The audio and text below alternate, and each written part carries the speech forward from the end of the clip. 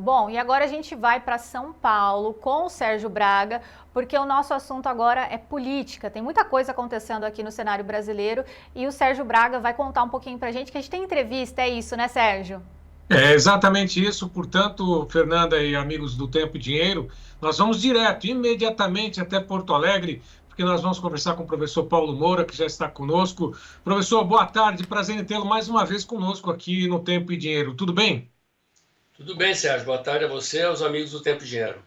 Professor, mais uma pesquisa divulgada sobre a desaprovação do governo e também desaprovação pessoal de Lula, né? Agora, a última pesquisa mostra que essa desaprovação, reprovação, vamos usar o termo correto, disparou em Pernambuco, Bahia, Pernambuco, veja bem, ultrapassou 60% em todos os estados do Sudeste, Rio de Janeiro, São Paulo, Minas Gerais, Paraná, parte de Goiás, estado de Goiás e também no Rio Grande do Sul. Isso já era esperado? Como é que o professor avalia essa pesquisa, essa última divulgada hoje, inclusive pelo Estadão?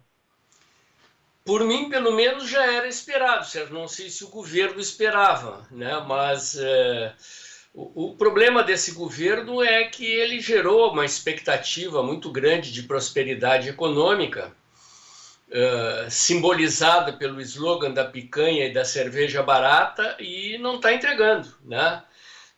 Claro que processos políticos, sociais, eleitorais sempre têm várias causas, mas uma das grandes bandeiras, das bandeiras centrais do Lula na eleição passada, foi a promessa de prosperidade econômica. Enquanto as pessoas chegam no supermercado e percebem que estão gastando cada vez mais para comprar os seus alimentos, seus produtos de primeira necessidade, é óbvio que vem a lembrança, a promessa de Lula que não está sendo cumprida, e os resultados são esses que as pesquisas estão mostrando. E mais, viu, Sérgio, as projeções são de que essa inflação vai continuar crescendo. Segundo o diretor do Banco Central, num evento empresarial ontem, vai piorar antes de melhorar. As expectativas são de que a inflação siga acima do teto da meta até o terceiro trimestre desse ano e que talvez chegue no teto da meta no último trimestre. Portanto, a sensação de perda econômica da população vai continuar, e acredito que a sequência das pesquisas mais à frente deve mostrar quedas ainda maiores da impopularidade de Lula. Bom, o problema é essa inflação, até quanto vai subir, né? Quanto mais vai pesar ainda no bolso do consumidor.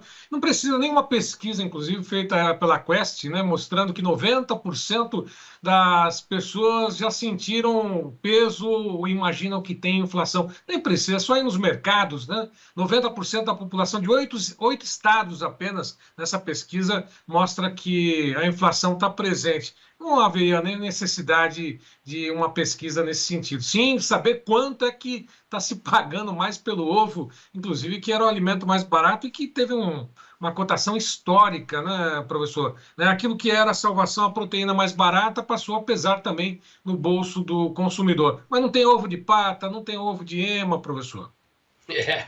Para o povo não, né? Para o feliz morador dos palácios presidenciais, o problema do supermercado é o problema dos outros, né? A vida dele está garantida e ele parece que vive no mundo da lua, né? Existe aquela expressão de que Brasília é a ilha da fantasia.